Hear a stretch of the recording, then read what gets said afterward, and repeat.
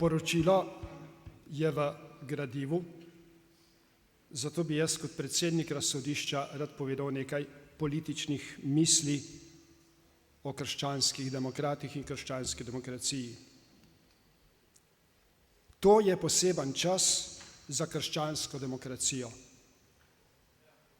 Nova Slovenija je v tem mandatu Državnega zbora pokazala,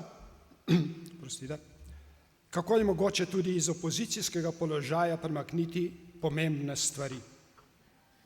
Zato je treba nekaj poguma, da si iz opozicije pripravljam pogovarjati se s koalicijo. In pomembno je tudi, kaj predlagaš. To sodelovanje pri določenih projektih je odprlo pot tudi za novo in normalno razumevanje politike v Sloveniji. Doslej smo bili vajeni skoraj sovražnega stanja med koalicijo in opozicijo. Če se že vedno in povsod delimo na leve in desne, na rdeče in črne, na kontinuiteto in pomlad, potem naj, tako smo razmišljali, to živi in traja tudi v sprotni slovenski politiki. Tak način pa je najboljša pot, da se v Sloveniji ne bodo spremenile bistvene stvari, ki bi morale biti v interesu prav vsakega državljana. Zato je čas za krščansko demokracijo, ki je bila v zadnjem letu sposobna prisluhniti nekaterim rešitvam vlade, ki so bile dobre za Slovenijo in njene državljane.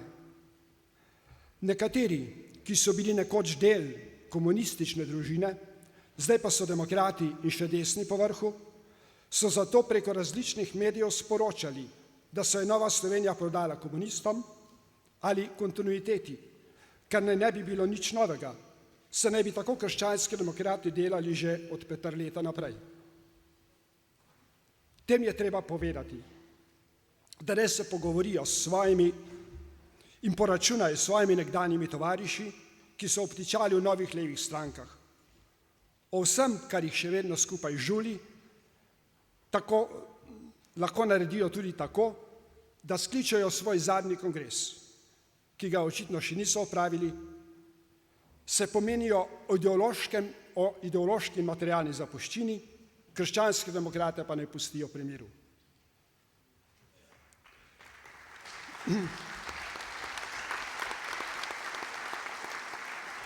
Krščanski demokrati smo pokazali, da smo tudi iz opozicije pripravljeni storiti, kar moremo in bi bilo lahko v pomoč vladajoči koaliciji.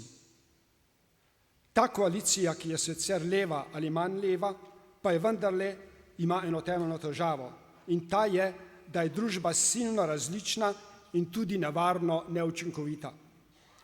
Dodatna težava je, da je silno različen tudi njen predsednik.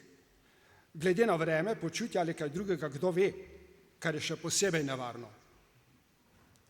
Čas je za krščansko demokracijo, ki se ne zna in noče igrati v političnem peskovniku. Zaradi politike se namreč množi število tistih, ki ne verjamejo v demokracijo, še manj v dialog med levo in desno politiko. Krščanski demokrati se politike ne igramo.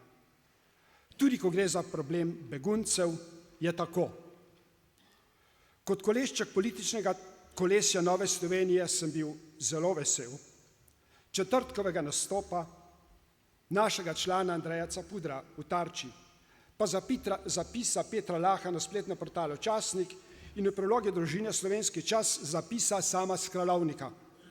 Ne, niso razkrili, kako naj ravna krščanski politik. Pokazali pa so, o čem bi bilo prav razmisliti kristjanu v zvezi z begunsko problematiko. Bodimo ponosni in veseli, da smo krščanski demokrati. Hvala lepa.